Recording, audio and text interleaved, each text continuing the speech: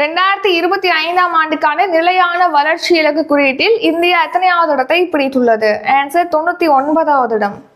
இந்தியாவின் 3வது முழு கல்வி அறிவு பெற்ற மாநிலம் எது? Answer option C Tripura. இந்திய ஏற்றுமதி எத்தனை சதவீத வளர்ச்சி கண்டுள்ளது? ஆன்சர் 6.3%. தமிழ்நாட்டில் பதவி உயர்வில் மாற்றுத்திறனாளிகளுக்கு %% இடஒதுக்கீடு அளிக்கப்பட்டுள்ளது.